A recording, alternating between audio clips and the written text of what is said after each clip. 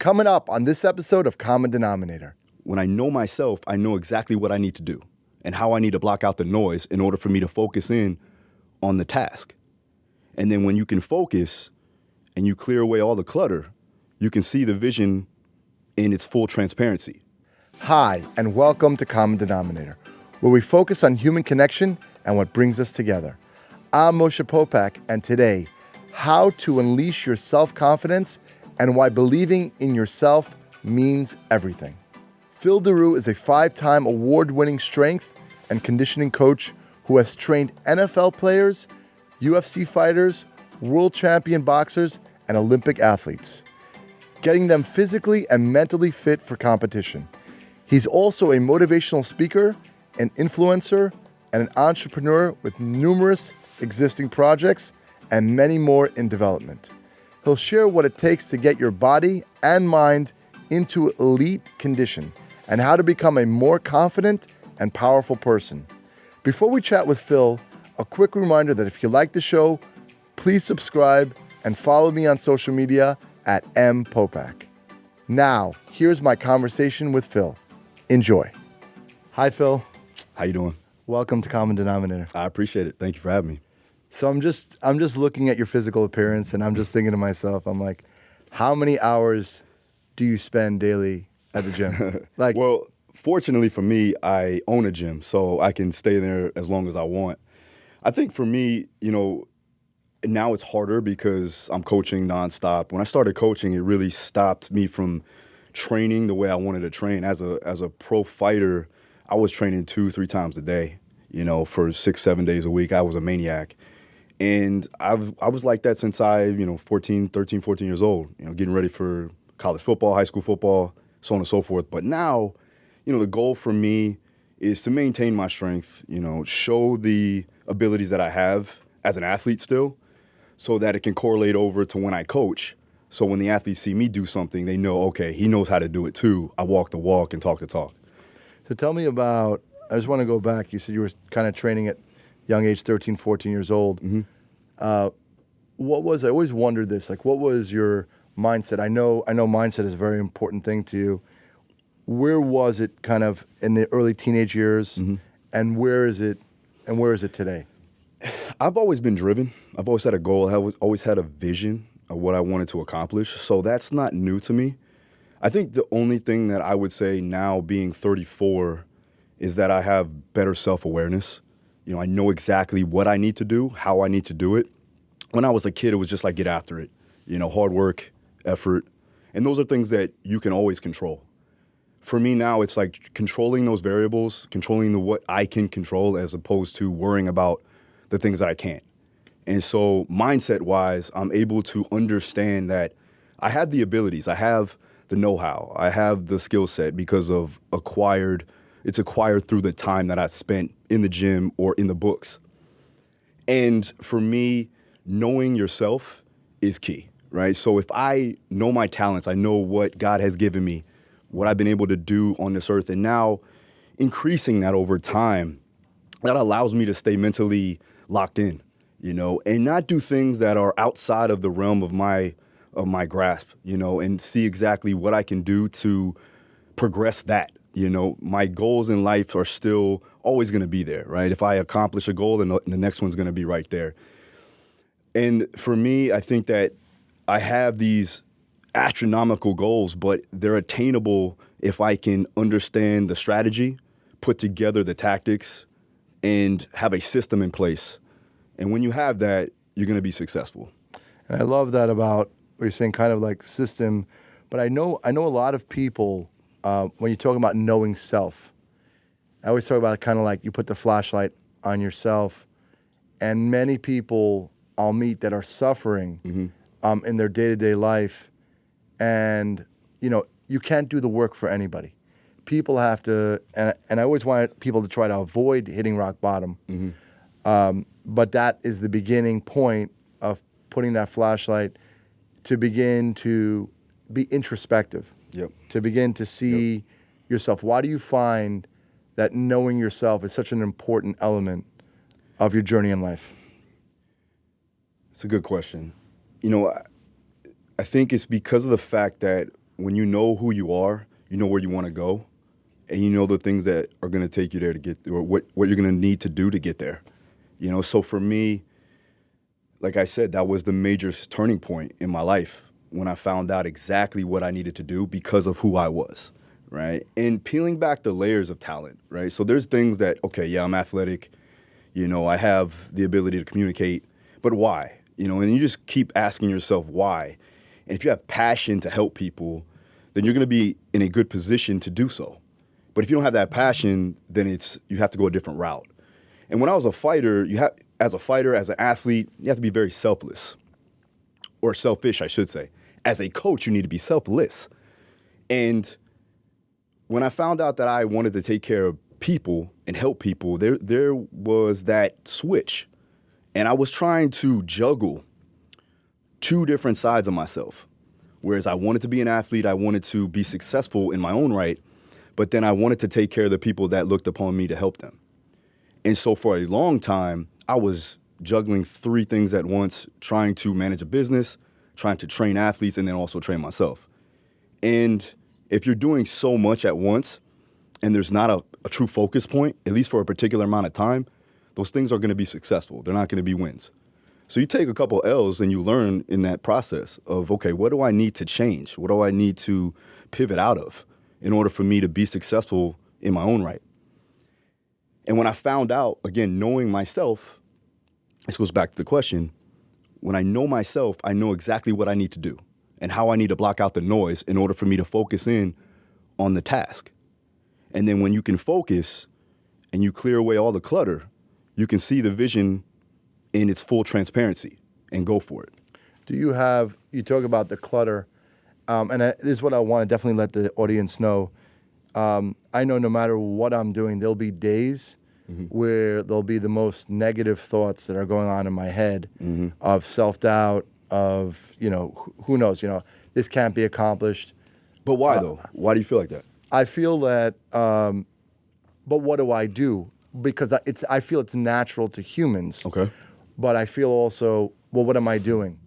I've seen that before, meaning in my journey, and I think of myself. We were talking before the show that my nature's extreme, so my tendency could go, okay, I could take my nature and I could do negative things, drugs, alcohol, you name it, or I can take it and be extremely busy with putting out positive things into the world, and I just want to put awareness to that every single person, the way I see it, many people that I'm speaking to from all walks of life, even A-list actors, top hedge fund guys, they'll have days where it's rough in their mind, and I think that going back to that kind of self-awareness, if you kind of put that light on it, if you don't ever look at it, then it can eat you up inside. True. But the more tools, I think of like tools and a tool belt, really relating to kind of what you're saying, writing it down, high goals. Yep. And that's what I've seen on the top performers in this world. They have super focus on what they can do, right? I mean, I'm sure that's what you've seen. See, X Factor, man, is like tuning out all the clutter and the noise. I've worked with, the best athletes in the world, the best fighters in the world, world champions, and the greatest thing that they're able to do, and I separate them from good to great, because good fighters are good. They have the talent, they have the athletic ability, they may have the skill set, but they don't have the mental capacity to withstand the noise. And the ones that can, they block that out. Even on the biggest stages, they're able to do so and perform at a high level. So you have to look at yourself as a high performer, no matter what you're doing. You could be working at a grocery store, and no offense to anybody doing that. We all need that. But it takes somebody to understand, like, this is my job. This is what I've been put here to do. This is what I get paid to do. I need to take advantage of the situation and block out all the other things that aren't going to get me to my end goal, right? And then you got to figure out what's your why. Why are you doing this? And it could be for a greater cause. You may be washing cars or bussing tables, but it's for an end goal. It's not just to do that as an end mean, right? It's to give you the money or to give you the capital to go ahead and do other things that you want to achieve. So figuring out your why is so important, whether that be intrinsic or whether that be for other things. I've heard one of my favorite books, and I've quoted a lot, is Viktor Frankl's book, Man's Search for Meaning, you know, and where he talks about exactly your point. He talks about if you have a great, passionate why, then how is irrelevant. Exactly. How is irrelevant. Yeah. So I've seen that. And as a coach, I'm thinking about, you know, you mentioned about the great, and I speak to people about it. You take a Roger Federer or Michael Jordan or Kobe Bryant. Certain athletes, what is happening? Is there just a moment in time as a coach that you've seen and you've separated them that it just kind of clicks, that you know that their DNA has shifted? What exactly is happening in those moments? I believe that they are finding out their true purpose. I think they figured out a way to calculate the next steps by understanding why they've been put here. I think when you find your purpose in life in general, like what exactly are we doing here? Why are we actually here itself? And whatever your thoughts are, whatever your beliefs are, it's really finding that one particular aspect of your thought process. And then from there, it's putting together a game plan, just like you would in any fight, just like you would in any sport, right? We have to figure out what's going to be the best way to win this game. And that's the game of life. I like that.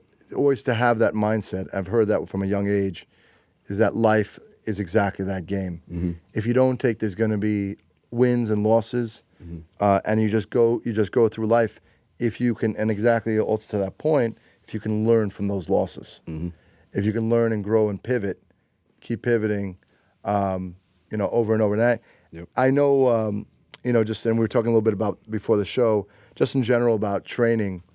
So I have my almost 17-year-old and my 15-year-old. Yeah. My 17-year-old is about core strength. He's using this tonal, really just keeping it, you know, really basic, eating well.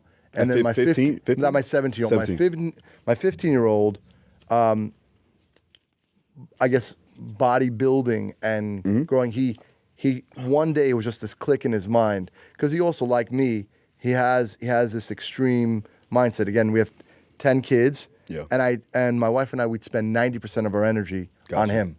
And then one day we're just talking to him. We think we're talking for years and years and years. We think he hears nothing we're saying.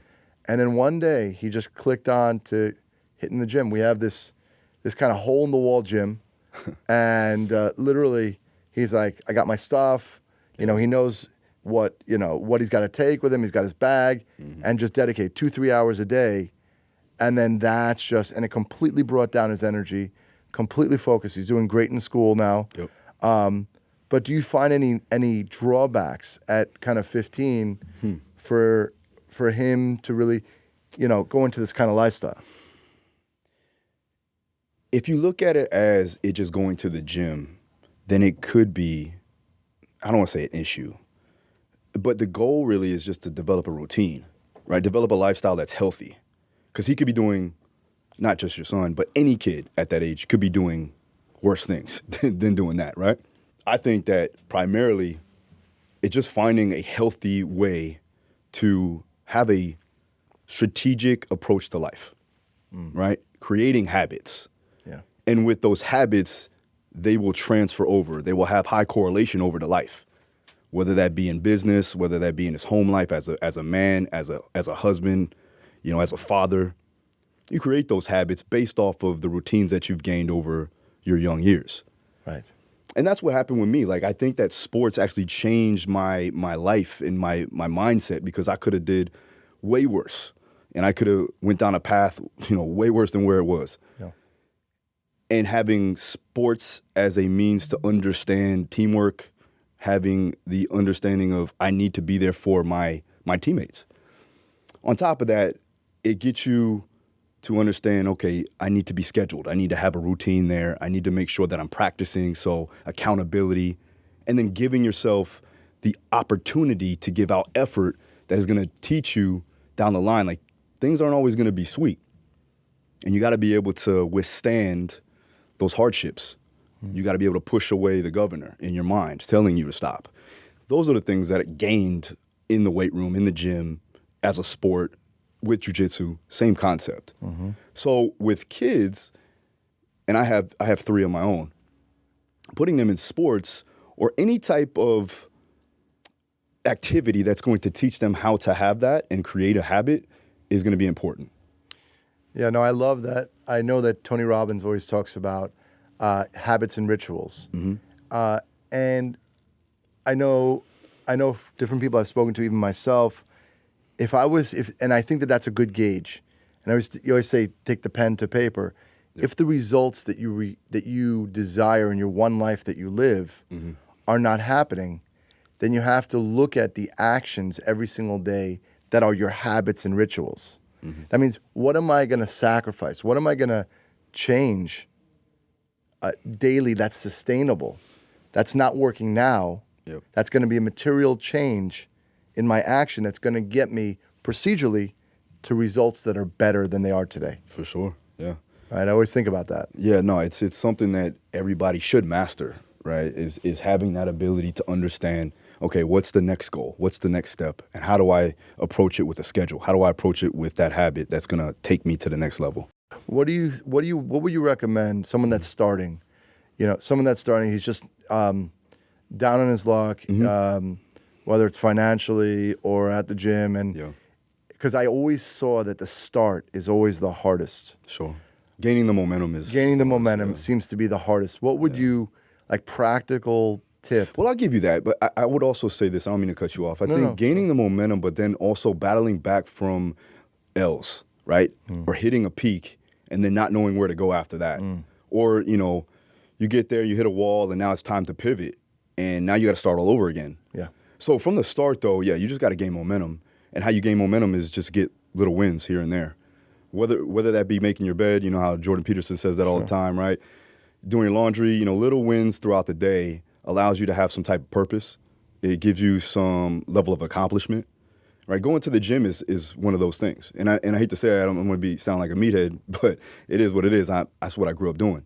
So using that as a form of a win, right? Yeah. I've gotten up early just to get up early because it's a win. It's something that I probably didn't want to do, but because I overcame that mentality of, okay, I can rest. I've overcame, the abilities or the non-abilities to not succeed. The goal is to always find a way to triumph. The goal is to always find a way to make it to the next step. Yeah. So that helps a lot. And then when you have to pivot, it's just knowing thyself. Same concept, right? Having self-awareness. I've been able to pivot accordingly. So, like, again, perfect example, I wanted to play in the NFL. I'm 5'8", 205. It's hard-fetched to find me playing in the NFL. Now, there's some guys that have done it. But with injuries and things like that, personal issues with my family, stopped that, derailed that. So then from there, I'm like, okay, well, I still want to compete. I still want to be an athlete. Just pivot on over to being an MMA fighter. And then from there, okay, well, damn, I got 8 concussions from an extreme of, from football all the way to MMA. Now I can't fight anymore. What do? Okay, we'll pivot into coaching. So there's always ways to still progress. The problem is that people, when they feel like, okay, I've tried and I got up to that pinnacle of where I could be, and then it just dropped me back down, and now they feel hopeless. They don't have any purpose anymore. They feel like they have no purpose. It's mastering the pivot is really a pivotal thing that you need to accomplish. Yeah, I think that's brilliant. I remember Jeff Bezos, he had like this vision of like when I'm 80 years old, right? So if you take like I like to think of life that way, like a kind of macro approach. It's not like, oh, this win or this loss. So my grandfather used to say, as long as you win more than you lose, you're doing fantastic. Yeah, you got to be above 500. Right. That's exactly right. In baseball, right above like they're hitting above 30. But I think that is the hardest work, right?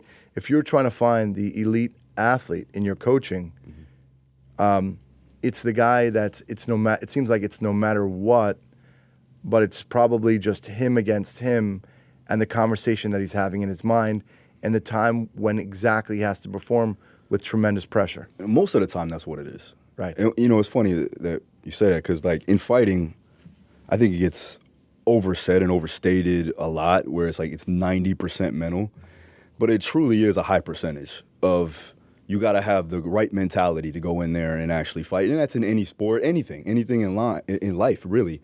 When you're trying to level up and be successful, people get in their own way, man. That's the problem, and that's where those little wins come into play because you have a past record of how you can accomplish things.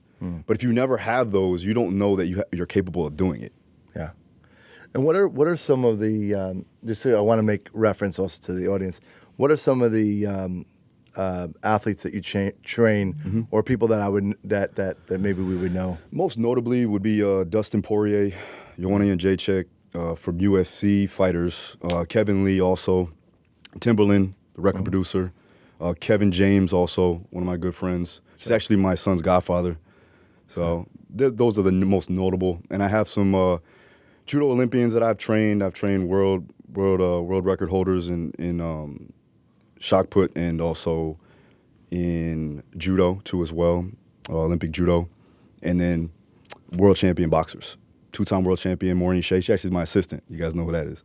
Two-time world champion, WBO, and I don't want to say the wrong thing, so I'll just keep it at that. Yeah. But two-time world champion for sure. No, but I think that's amazing also what you said about selfless as a coach. Yeah. I found that that's the best coaches. And I love, like now as a father, it's kind of like, I wish, it's taking me so long and I know it's going to take my entire life, but you have to be selfless. Mm-hmm. I'm constantly saying, like, okay, my kids, what do you love to do? Mm-hmm. Let me help you, even if it's against me, because that's their happiness. What do you love to, and they always come back. As long as the environment in their home is safe, the kids will always come back. So that's what constantly what I'm trying to bring out from them. Trying to find the things that they're passionate, because when it gets tough, I find that passion, or the why, to exactly your point, is the thing that's going to take them to that next level, to the result that's necessary. So obviously you're leading by example, right? Trying. And for you, do you take time for yourself as a father? Super important. I've been getting into that a little more. Yeah. I'm a big fan, for instance, just now, I made a New Year's commitment to learn piano. Oh, nice. Right? And I love music, and I know that I could figure it out mathematical kind of in my head. And I'm like, you know what? Let me do this. I'm finding that. I train, and my time, 10 years training jiu-jitsu. Yeah. That's a meditation for me. Absolutely. Right? Yeah. And people ask me why jiu-jitsu, and we were talking about that a little bit before.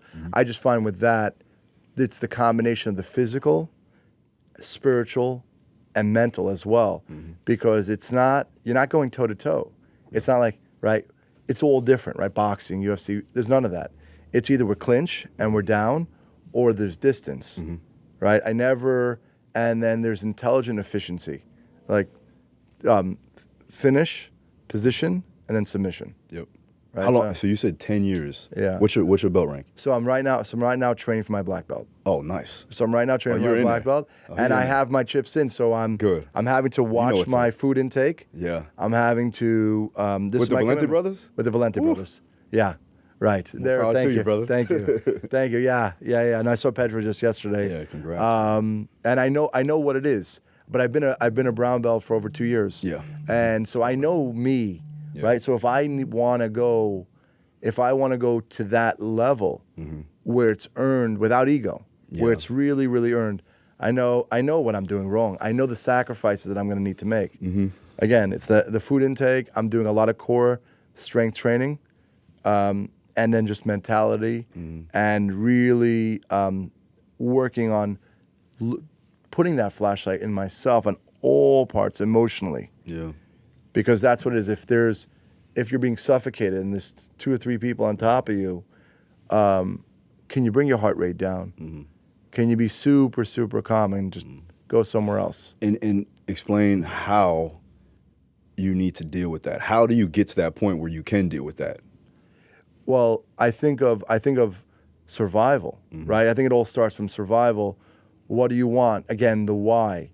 This is because whatever I do, it just became important for me to try my best, not in making believe, is really physically, mentally, again, spiritually, doing everything, showing up to everything the best that I possibly can.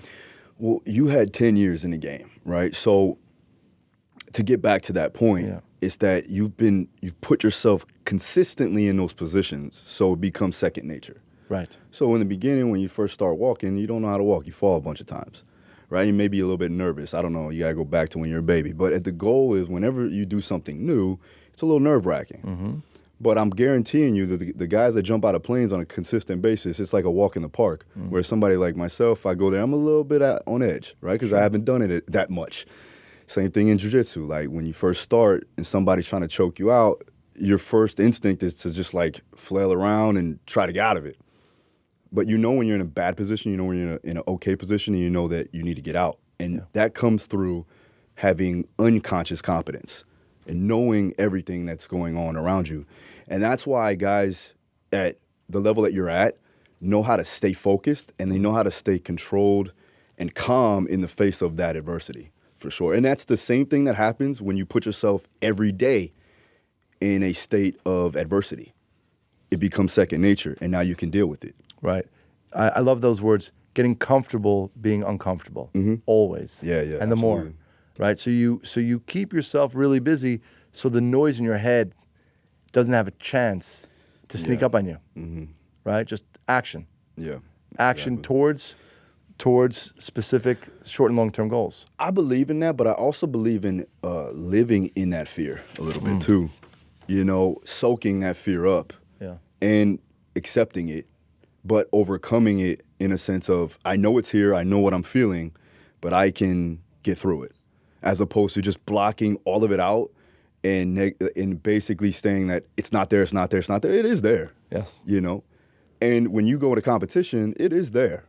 But it's how you cope with that situation is really what is the key. Yeah. I always think about like conscious observer, like flow state. Yeah. Can you be extreme things that to the outside world seems extreme, but you're just flow? And I love trying to maximize that. So it's tremendous pressure, but you're cool. How do you get in a flow state? I think of just meditating on it a lot. It has to be mindset. It doesn't work every time, but I remember how much I hate not being in flow state. Remember how much I hate being controlled by my emotions. Yeah. I hate it so much because it wouldn't provide the correct results. So it was just such an anger towards it that I would prefer to just be good. When you meditate, are you doing breath work? Are you doing visualization? Both of those. Yeah. Both of those. I also have an infrared sauna. Nice. And I like to do kind of like this Wim Hof breathing. Sure. Do it's like an 11-minute, go to like 130, 140 degrees. And it just really, really settles me. Yeah. And I try to do that either before I go to sleep, and it sets up the day for the next day, or in the morning, just, again, the night before, organizing my thoughts, and in one day at a time. But I think that you probably have so many processes, because I know you have many different projects. Yeah. And I always love sitting down talking to a fellow entrepreneur.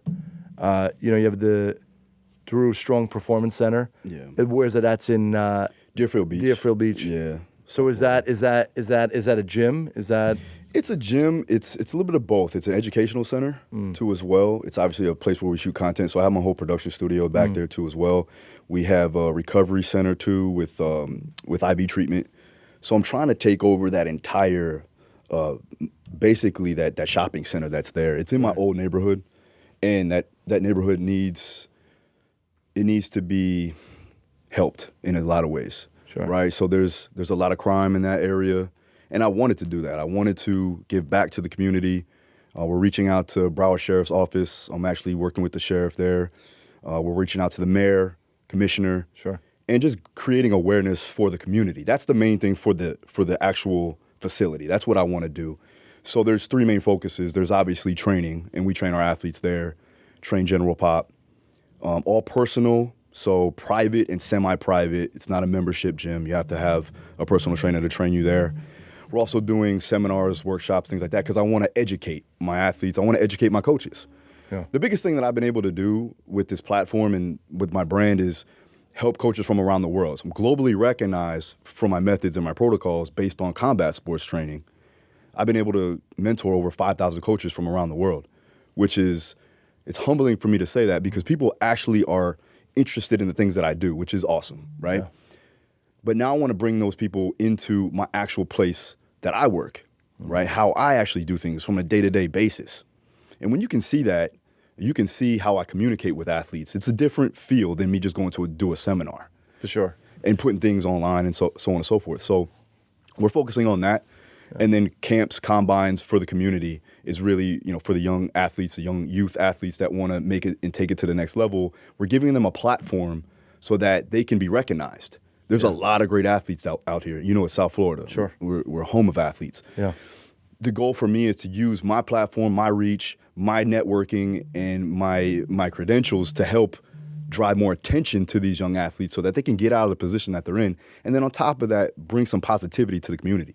100%. So that's the main thing. No, I really love that. And I see that with action, giving back is super important. People don't realize the greatest place that you're going to find meaning and purpose is when you give back to people that are less fortunate. Absolutely. So I really appreciate that. And I know you've sold over 10,000 of your workout programs, and you have over 150,000 downloads on your podcast. Nice. I think it's last I checked, that's what it was. Yeah, that's cool. Still growing. Right, still growing. I got to get to you guys' level. No. It's amazing. I always admire fellow people doing the work, putting stuff out in this world to help people practically better their lives. Yeah, absolutely. Yeah. So I really appreciate that. Well, I gotta thank my team too as well, man. It's not only me. So I got a great team around me. Always. I got my producer right here, and then Sure. My assistant. She's crazy, but she's cool. She's also Sometimes you need a little crazy. She can punch you in the face too. That's it. You know what I mean? Right. So get out of line. It's awesome. I always ask every guest this, but I have an instinct what it is. But what is something that comes first in your mind of something you're grateful for? I'm grateful to be alive. I'm grateful to have the opportunity to do what I love on a daily basis. I'm grateful for my family, for my wife and kids. Yeah, I couldn't name one thing. Sure. But yeah, if I would bottle it all down, I'm grateful to be on this earth. Yeah. Yeah. Amen. And what is something that people don't know about you? Man, I don't know. Jared. It could be anything, by the way. Should I tell him, man? I don't even know. I mean, one thing that people don't know, that's a hard one. I'm an open book, really. I am. I really. And that's good, by the way. I would say I watch a lot of cartoons with my son. That was one thing that people don't know. There you go. That's it. There you go. Used to be Woody Woodpecker back in the day. Oh, and man, they got all types of now stuff. They got all the, right? Yeah. But I like that. That's a good, right. My kids like to do that with me. Yeah. How old are your kids? I have an 8-year-old, and I have 2 stepdaughters. They're 16 and 19, which is crazy. Right. So kids get big fast. Yeah. Well, I want to thank you so much, Phil. Thank you. Really, I love giving back to the audience practical tips, how to materially make their lives better. So I really appreciate guests that help infuse that. So thank you. I appreciate what you guys are doing, man. Thank you. Appreciate you having me. Awesome. We're just trying for the mindset. How could people find out more about you? Social media. So Instagram is @DaruStrong, Twitter is @DaruStrong, TikTok DaruStrong. Keep it simple. My website DaruStrong.com, and the YouTube channel Phil Daru. So there you go. Thank you so much, Phil. Thank you. Hope you enjoyed my conversation with Phil. Please subscribe to the show so you don't miss an episode, and follow me on social media @MPopack. Have a great day, and I'll talk to you again soon.